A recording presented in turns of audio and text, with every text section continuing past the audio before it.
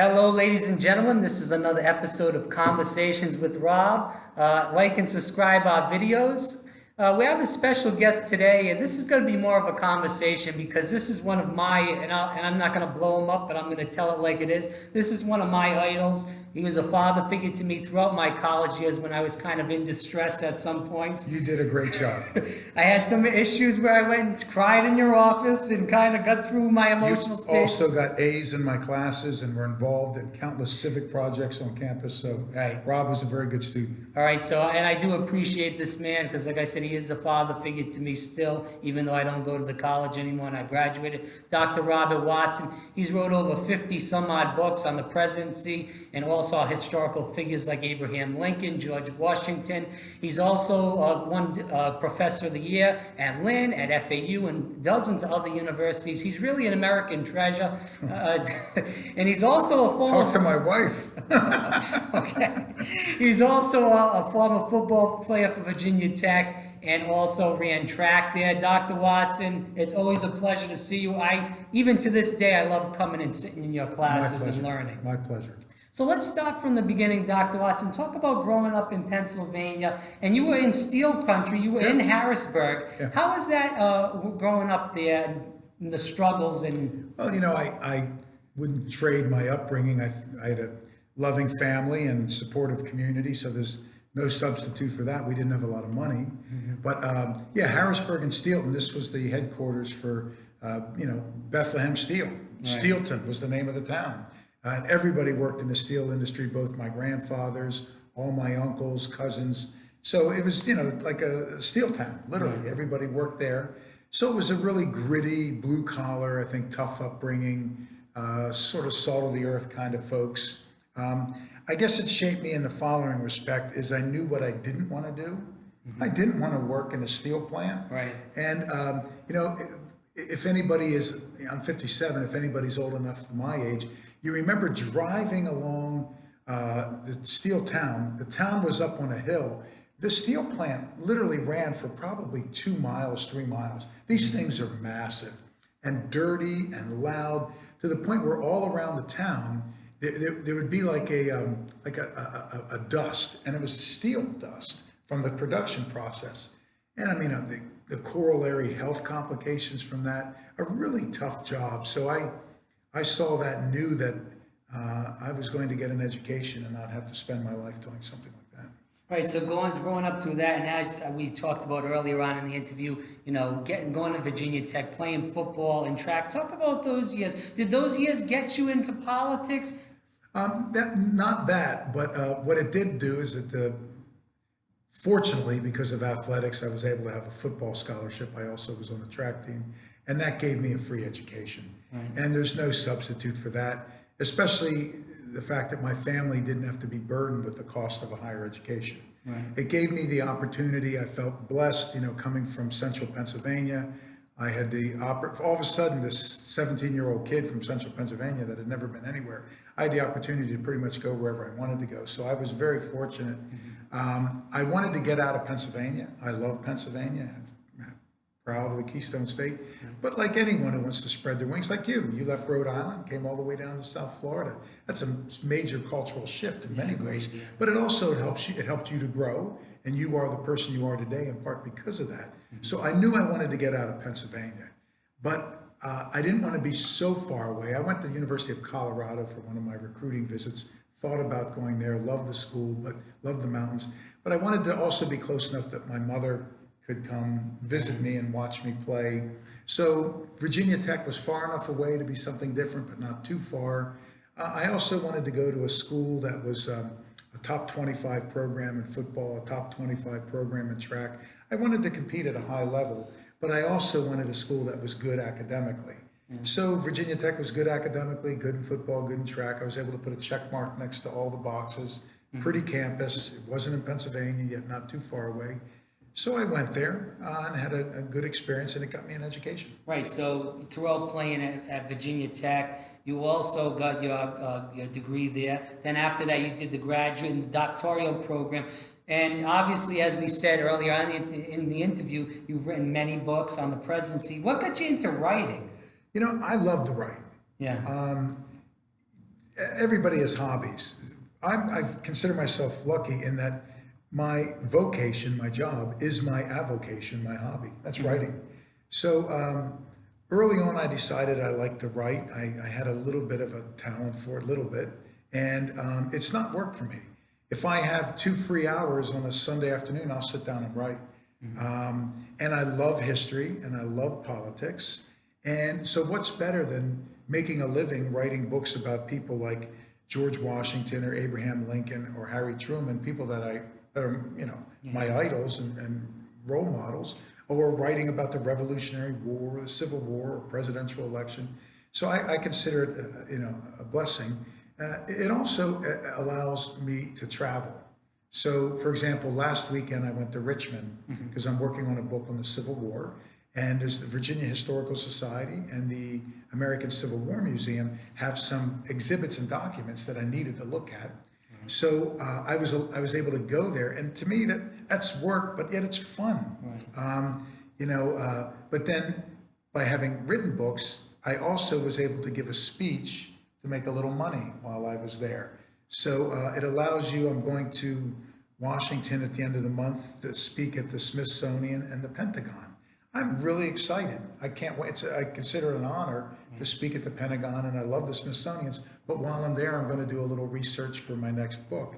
So, the right hand shakes the left hand, and the left hand shakes the right. It's all ties together, and I'm very lucky to be able to do that. Right. So through teaching and writing, you've traveled all over the country and all over the world.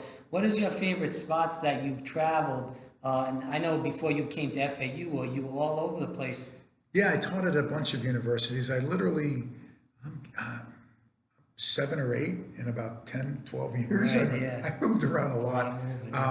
I love the desert in Arizona, and I love Sedona. I love the Rocky Mountains. I love California. I don't have one particular place. I taught at the University of Hawaii. How do you not love Hawaii? I love Italy and Greece. How do you not love Venice and Amalfi and the Greek islands? But I also love Northern Europe. I find the culture in Sweden and Denmark, Germany, it's very appealing. So, through being a professor and writing books, one of the things I always wanted to do was travel. And I never got to travel growing up. But, with books, I'm able to get myself hired to speak on cruise ships. And to this past June, for example, was the 75th anniversary of D-Day. I had a chance to go to the Normandy beaches and give some lectures, but to me, that wasn't work. It was an honor to be able to go there and tell that story and to meet some veterans, some of these great heroes who were on the landing beaches of Normandy.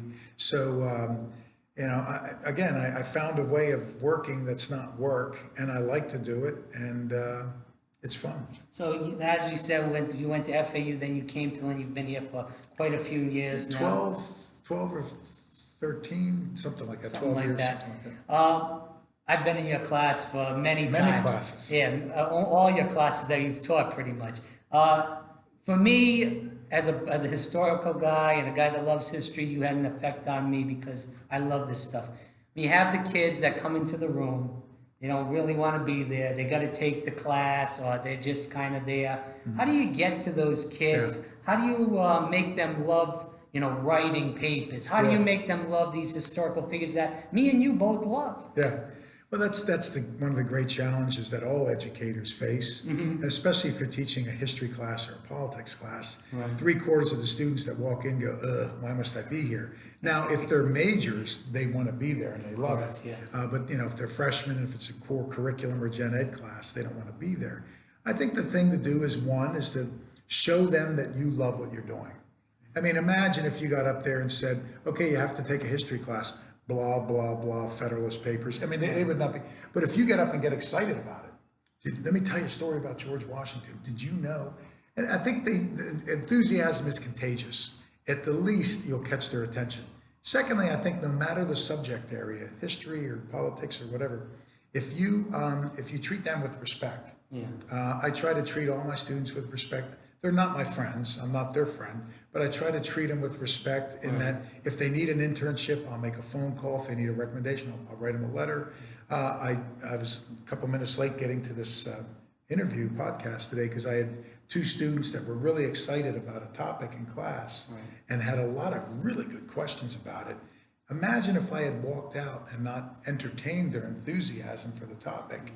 And as a professor, you're supposed to be a resource, and what's better than getting students excited about it?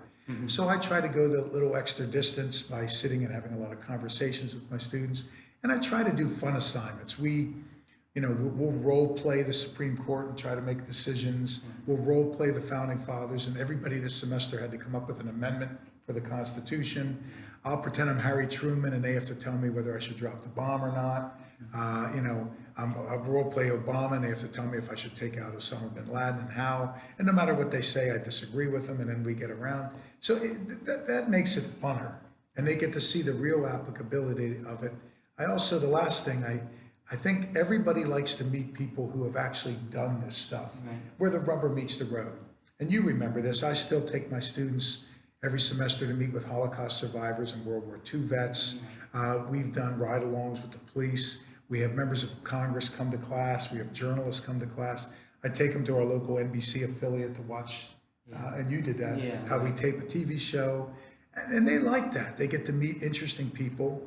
They met the police chief, they met a Holocaust survivor, they met a World War II vet.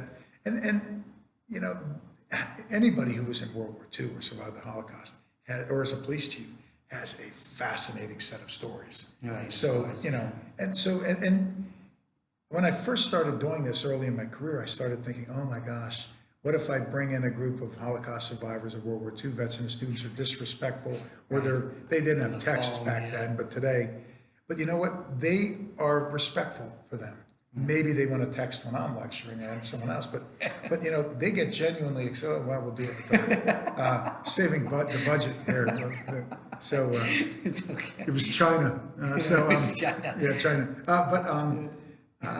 But if they, that's what gets them really, really pumped, and they're respectful. I am always blown away at how respectful my students are when they meet people like that.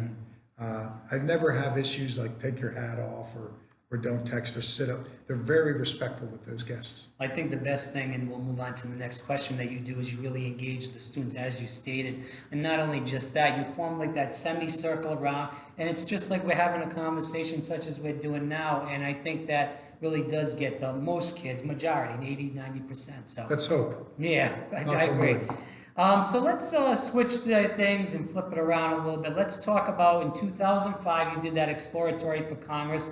I wish, well, actually, maybe I say I hope you didn't. I wish you won, but I hope you didn't, because then I wouldn't have met you. Yeah. But you would have been great in Congress, fighting the good fight for progressive values. But what made you want to run with that seat? That was Clay Shaw, who had been sitting around there for 26 years. Yeah, and you were running that Democratic primary. Yeah, I've always thought about public life, serving in elected office, because you write books about it, you study it your whole life, so you always wonder. Right. I never had a burning desire. It wasn't an itch. It wasn't, I have to do this. And, I wasn't an office shopper. I wouldn't want to be on the school board. I wouldn't want to be in the city council, for example. I don't know a lot about the road system, and that just doesn't get me excited. But something like Congress did. So it was something I'd always thought about, but it was never a priority. I had done some work with a lot of prominent Democrats, explaining to them how easy it would be to beat this guy, Clay Shaw. We're here in South Florida. Our big issues here, there's a large Jewish community, so Israel, the Everglades, and it's important to our water system. Our ecotourism, our beaches, beach restoration, hurricane mitigation, and Social Security. We have a lot of senior citizens. Shaw was in favor of privatizing Social Security, and he wasn't good on any of those issues. So how on earth was he serving? When the four biggest issues for a constituent, you're not good on any of those issues. But the Democrats put the weakest and worst candidates up against him time after time and time. And it was almost painful to watch them blow what was an easy victory. So finally, I just said, enough. I know how to beat this guy. And I thought I would do it. So I formed an exploratory committee. And I realized it wasn't what I wanted to do. A couple things didn't turn out so well. One is I said, I hate the fact that politicians are all about asking for money. Right. And when they come out of the gates, the first thing they're doing is asking for money. My view is always you should have to earn that ask. So I said that I was going to do X number of events before I even asked for a penny. And what we were going to do in lieu of donations, in lieu of money for the campaign, I asked if somebody really feels like they want to donate something, bring a book bag with school supplies, bring paper, frisbees for the Boys and Girls Club, whatever, and then we would donate whatever we got to area schools. So I wasn't going to ask for money. The other thing I thought is instead of $5,000 a plate, champagne cocktail receptions, let's have a picnic. Go on a 5K walk with you. Real stuff. So I thought that would be a breath of fresh air and what people would like to see. Unfortunately, newspaper coverage would say candidate A raised all this money and Watson raised nothing. And I would think, well, hello, I didn't raise anything because I didn't ask for it. Instead of just being the horse race, how much money did the candidates make? They should have said, gee, there's somebody running for office that donated hundreds of books and stuff for schools and didn't ask for money. That should have been the story. So I realized that it was going to be a lot harder to get the press to cover what I thought was the real essence of the campaign. And then I met with a very big national campaign organization who wanted to represent me. But during the meeting, they were telling me about where I'm going to get money, what issues I'm going to believe in. Right. I'm going to be this person and that person. And I thought, whoa. I'm not naive, but I'm not going to be, silly putty that you can mold into whatever. And if I'm not going to take money from big sugar that ruins the Everglades. I'm just not going to do it. Right. It's not worth it to me. And there's ways of winning, as Harry Truman showed us, and by not taking that blood money. So I realized early on that it wasn't for me, so I never declared a campaign for Congress or anything. Instead, I folded my exploratory and went back to what I like to do, and that's writing books and teaching exciting, smart students like you. Appreciate that. Let's talk back with the progressive movement at sky-high levels right now. Do you believe with everybody wants this end Citizens United? Bernie has a plan, Elizabeth Warren, Biden, to get money out of politics. Do you believe running that type of campaign that you were talking about in 2005, I believe that could have been successful now, especially with people like Bernie raising $25.3 million from all small dollar donations. Do you believe that would have been successful now if he was to run today, let's say? Yeah, well, I think people are hungry for that. I think you hit the nail on the head. And I do think it's already been successful. We've seen with Obama that he raised a record amount of money in small contributions. He raised a record amount of money online. We've seen with Bernie, we've seen with Warren. People are not taking the type of blood money that you associate with it, with politics, yet they're raising a lot of money. So we're there. People want to change. Now, having said that, change is incremental. I'm enthusiastic that we're just having a viable discussion about real gun control. We're having a viable discussion about getting money out of politics. We're having a viable discussion about covering all Americans with health care. This would have been unthinkable just a few years ago.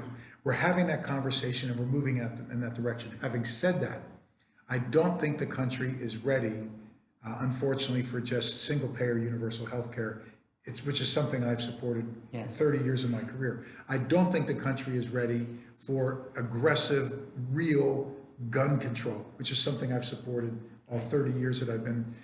It's incremental. We have to walk before we can run. But what's exciting to me is we're having this kind of conversation. We have multiple viable candidates having this conversation. And it's not just some extreme liberal or progressive. It's middle-class Americans all across the country are having this kind of conversation. So I'm guardedly optimistic. Yeah, we'll move on to the next question, but the only problem is when is it going to be ready? When the world ends, when there's 12 years left? I remember, I've been a professor for 3 decades. I always favored same-sex equality. Yeah. And we were nowhere close. And Bill Clinton pushed Don't Ask, Don't Tell in 93, 94, which was a half-baked, baby step. And yet he was beaten up over the head for that. The country was livid. You had conservative commentators on the radio, the gay agenda, feminazis, the end of the country as we know it. I mean, we need to remember, just in 1993, people melted down over Don't Ask, Don't Tell. And you know what? I'll be darned if that didn't give us the baby steps. Obama came into office, everybody said it couldn't be done, and he got real same-sex equality. Now, I'm not sure if we were as ready as we thought we were, because Trump derails everything. Conservatives now think that's evil. The Christian community is not there on it. But, you know, we did get it passed. You know, the Affordable Care Act covered a couple of million Americans with health care. Right. Fact. Now, it's not the complete kind of universal that some of us would like to see, but it's a heck of a step forward. So when are we going to be there? It takes time, and we're getting there. You know, if you're in your 20s, I think it's easy to become impatient. And we live in a hyper culture. We have drive-through restaurants, drive-through banking.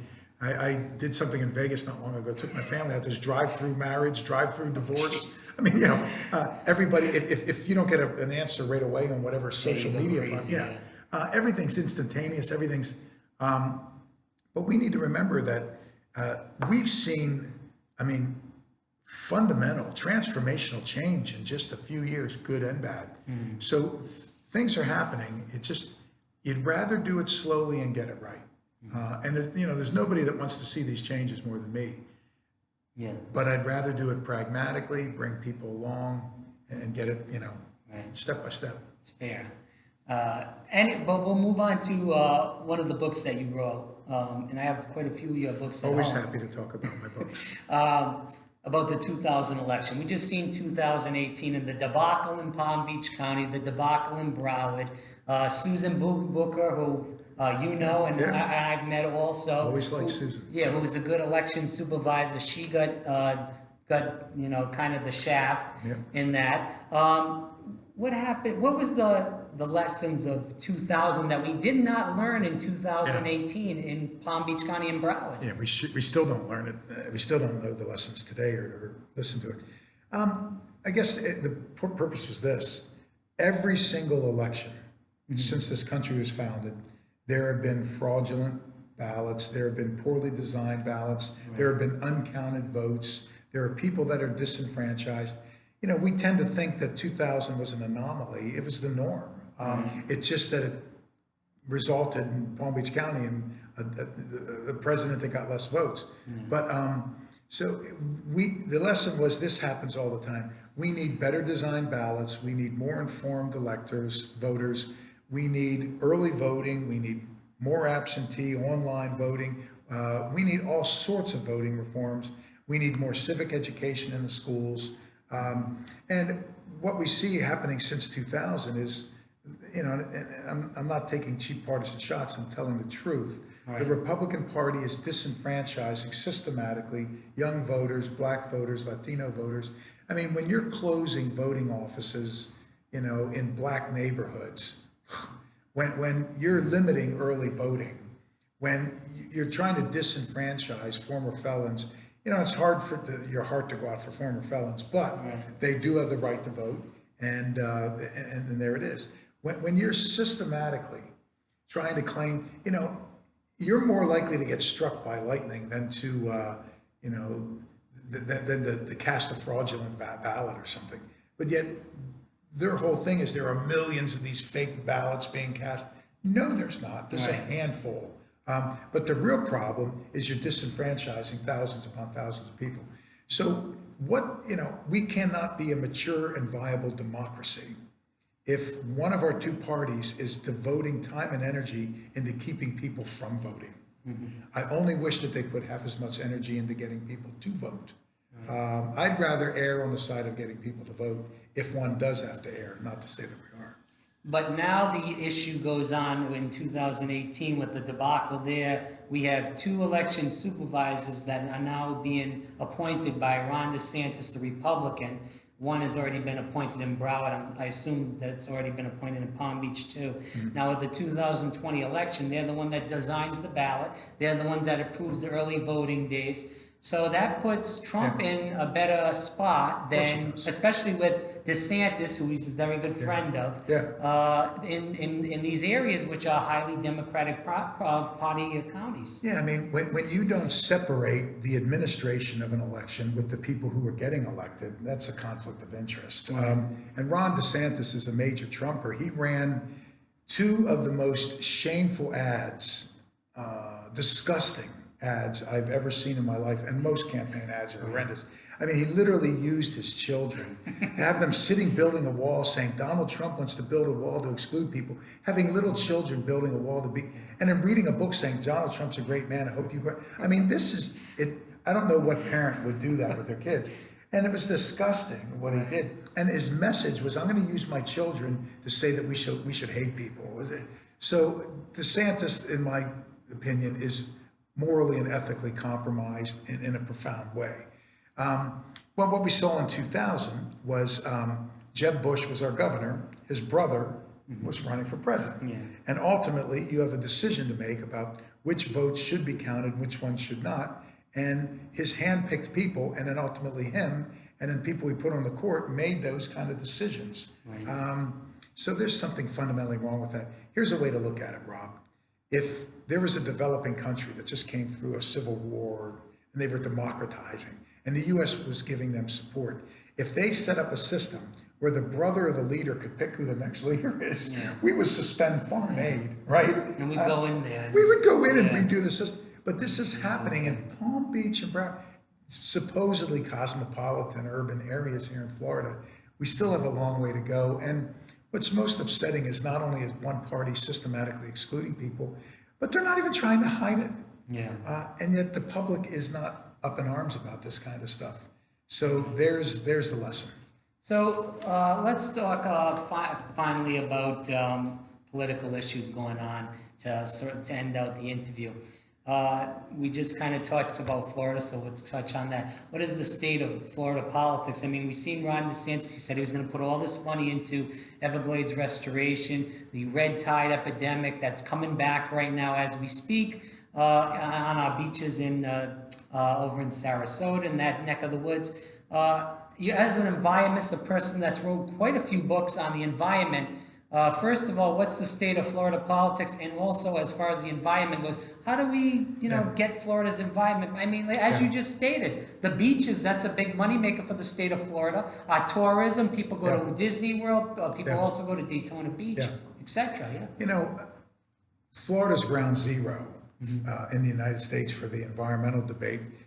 Where we're conducting our interview right now is at about 5-foot elevation. So, climate change, the rising of ocean levels, all that affects Florida. Our coastal estuaries are incubators, nursing grounds for countless species of flora and fauna, insects, and so birds, fish. We have sensitive, habitats throughout the state. Hurricanes, they're coming with increasing frequency and more and more and more powerful. So we are ground zero for these types of environmental issues. Moreover, Florida does not have a lot of industry. We have tourism and agriculture, and our tourism is ecotourism. No one comes to Florida because we have responsible government, because we don't. People come to Florida for beaches, sunshine, and palm trees. People go to Disney because it's warm and they get to have a good time. So any erosion of our beaches, our natural environment, is going to impact the state in profound ways because our revenue stream is utterly dependent. We're a low-tax state. We're utterly dependent on the dollars that come in from this kind of ecotourism. So, and the other thing, I guess I'll close with this, is all eyes are always on Florida, or in recent years, Florida, as I call it. Florida's the most important swing state in the United States. We're now the third largest state. We passed Pennsylvania a few years ago, passed New York a couple of years ago. We're now the third largest state, but we're the largest swing state in the country because California is typically Democratic blue and Texas is typically Republican red. So we're the largest swing state. Moreover, Florida is the national bellwether. As Florida goes, so goes the country. Get this, from 1960 until today, the presidential candidate that won Florida has gone on to be president every single time but once. From 1924 until today, so almost a century, the winner of Florida has gone on to be president every single time but twice. So as Florida goes, so goes the country. South Florida is a lot like the North politically. North Florida is a lot like the South politically. And Central Florida is a lot like the Midwest politically. So we are a microcosm of the country. Every major political demographic voting bloc We have in big numbers. We have one of the country's largest black populations, one of the country's largest Latino populations, one of the largest Jewish. We have the largest veterans, large senior citizen, large gay population. So we have all these major voting populations in massive numbers. So Florida is the focus for anybody politically. So I suspect Florida will be the most important and decisive state again in 2020. I have 3 more questions and then we'll cut it short. This is about national stuff. First of all, we've seen obviously going on right now the Trump impeachment. Before that, let's talk just a little bit before that with the Russiagate. What is your take on Russiagate? Quickly, what I seen is that the Russiagate was kind of, in my opinion, was a big hoax. It was a bad move by the Democratic Party because Hillary Clinton had that Uranium One deal regardless, but they never solved anything from the Russiagate. What was your take on Russiagate?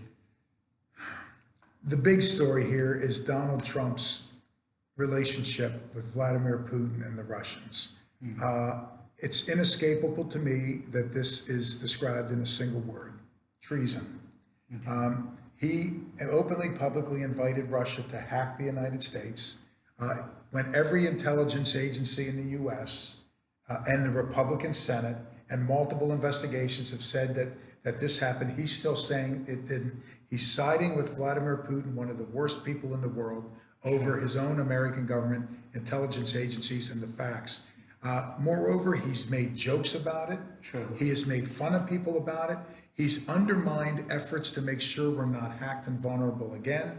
And what is more problematic than an attack on the very fundamentals of democracy, our elections? It's undermining public confidence in elections.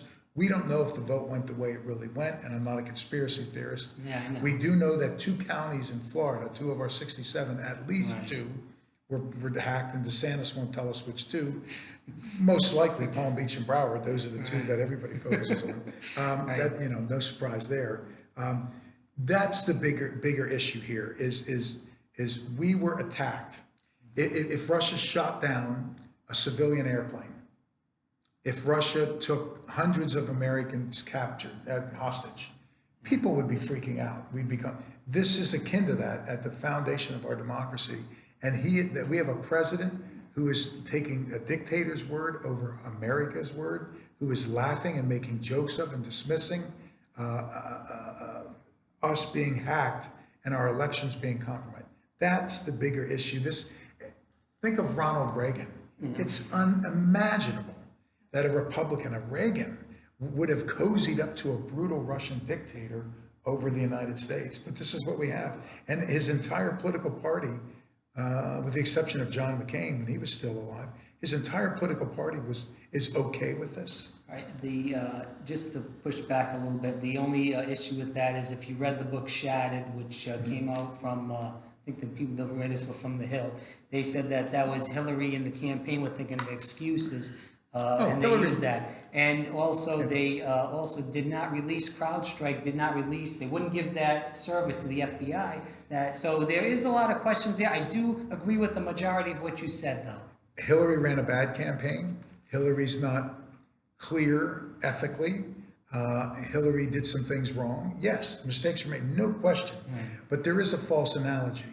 If I say something bad about someone and the other person murders someone, we both have done something that's unethical. Yes. But we can't begin to, what Hillary is alleged to have done, and it's still unfolding, and it wouldn't surprise me if it goes one way or the other, was wrong. Yeah.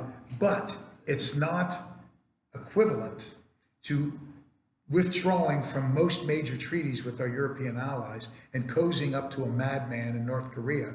It's not equivalent to making a joke of and allowing Putin to hack us and continuing to undermine an effort to get to the bottom of this. There's a false equivalency. There are very few politicians, including both Clintons, who can look with a straight face in the camera and say, I've not done anything wrong. I'm ethically not compromised. I'm an honorable, honest person all the time. I mean, you got to go back to your Harry Trumans before you start to find people like that. But so I think what we need to be careful of, we should investigate. Does this need to be investigated? Yes. Do we need to get to the bottom of it? Yes, absolutely 100%. But we need to make sure it's not a false equivalency. Hillary said the word deplorables. That was stupid. Yeah. Trump said 500 words 10,000 times Yeah, I worse. agree. So let's not, Hillary lied about something. Trump lies compulsively 12 times a day in ways that undermine our democracy. So there's we have to make sure that we don't see this as an equivalent tit for tat. True. Yeah. Second question. We see with the impeachment gate coming out with the Ukraine gate. The question I have for you is, you're a man of history. You've seen what happened in '98 with the Clinton. It made him stronger. We see this. I feel like we see the same thing happening right now with Trump. It's going to make him stronger. I think that the problem is to push impeachment. Now, Donald Trump's a con man. He's a used car salesman. He's a liar, as you said, and he's a fraud and a phony. Every word in the book works. But the problem is with pushing impeachment with Donald Trump is that you impeach him, it makes his base stronger. You put up Joe Biden and you say that it's basically Hillary 2.0, Hillary with a you-know-what.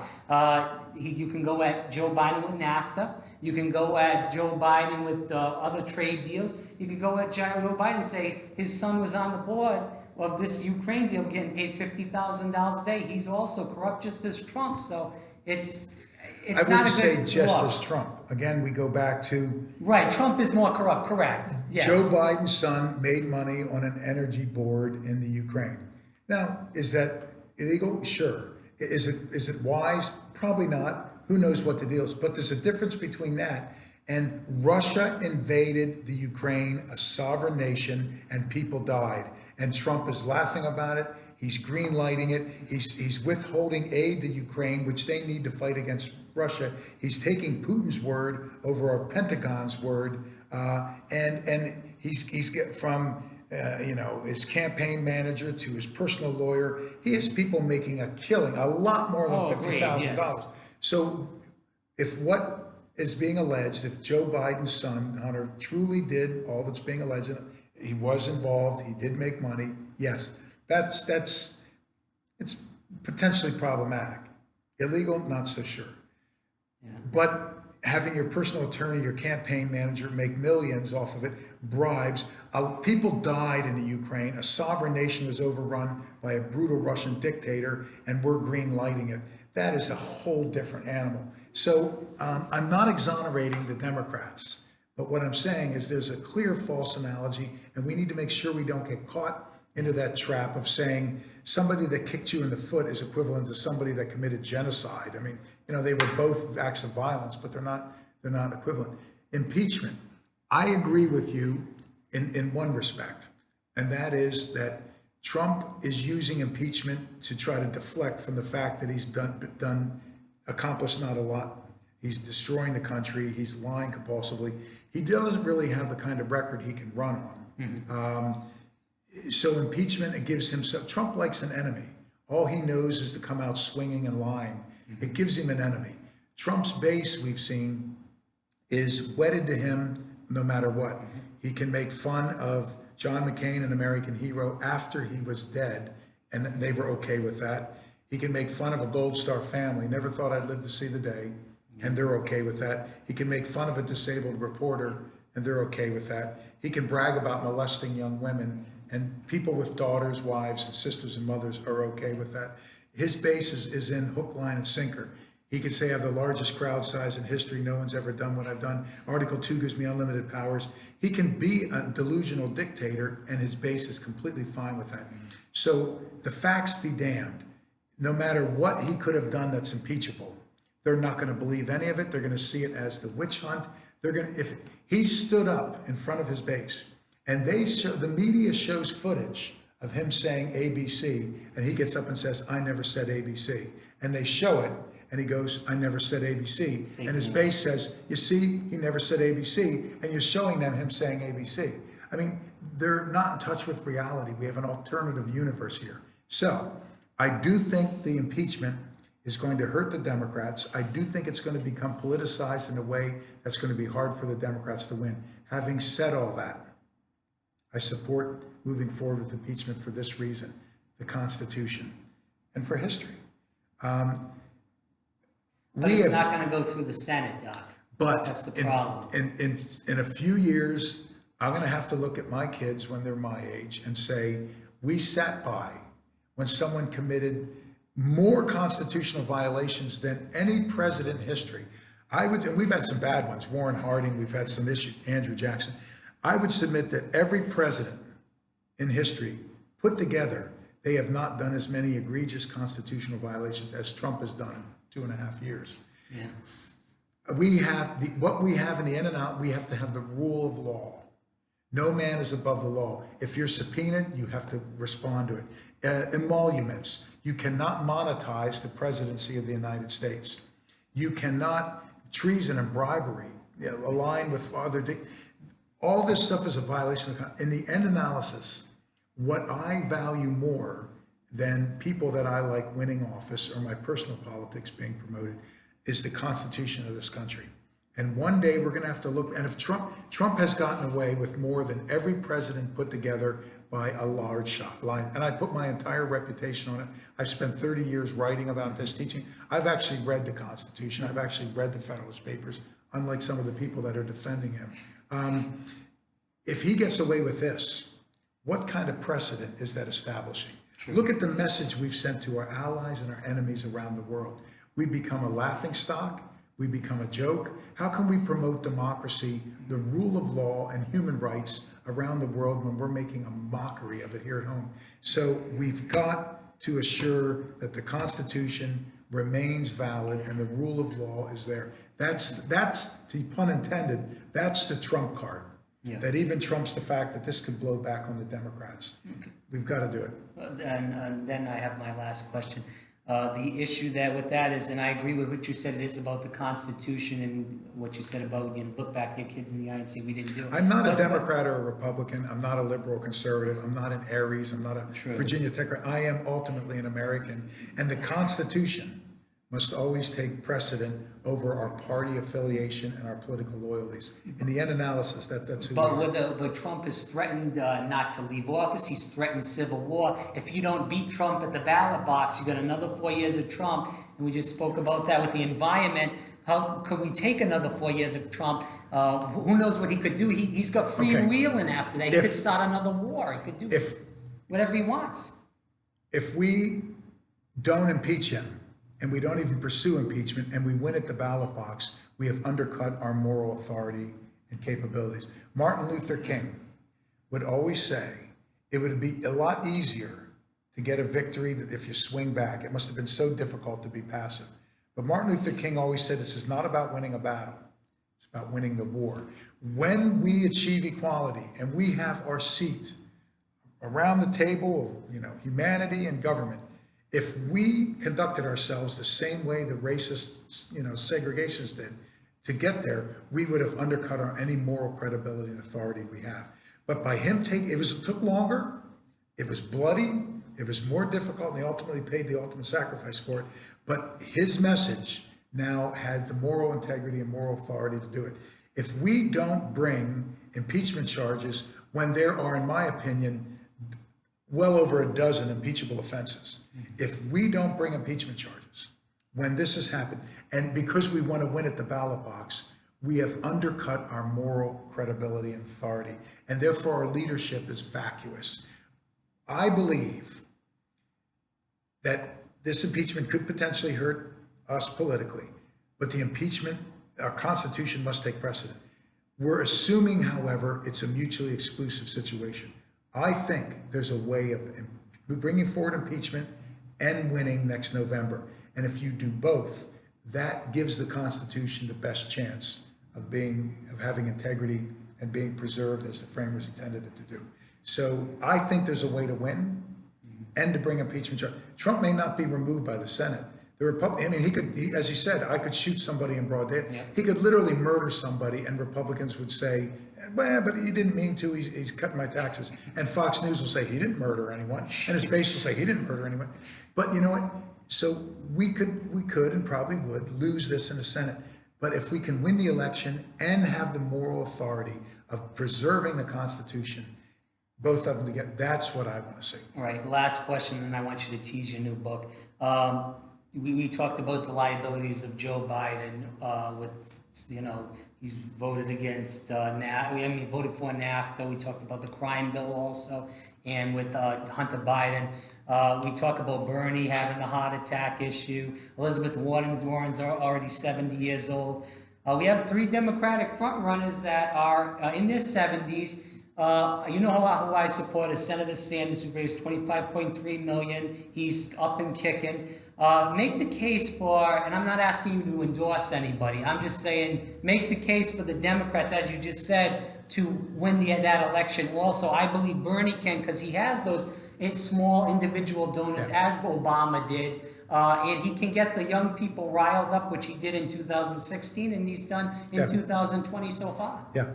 You know, each one of the Democratic candidates, you know, mainstream Democratic candidates, has some serious positives, but they all have some drawbacks. Sure. You know, one might get young people excited, but their age is a liability. The other one might be brilliant, but they're not raising much money. I mean, you know, so there's good and bad with all of it. I think the way to look at it, though, is as follows. One, when you watch, you know, all those Democrats standing on stage, it's crystal clear to me after watching Trump and Republican politics for the last few years, you have multiple people who are intelligent, articulate. They can actually complete a full sentence without a grammatical error. Articulate, intelligent. They're lifelong public servants. What did Trump ever do for anybody before running? He's not a public servant. He was a corrupt realtor. So you have articulate, intelligent, public servants who are discussing the issues with fact and civility, who are offering multiple proposals to every issue, compared to a president and a party who have offered nothing concrete, and all that they're the party of anti. No, we don't want health care. No, we don't want immigration. No, we don't. It's the anti-party. To me, the real story, and each one has a liability. To me, the story is you've got a lot of people who are smart, articulate, with real policies, real plans, and someone who's got darn near nothing. Almost any of them would be a preference to what we have.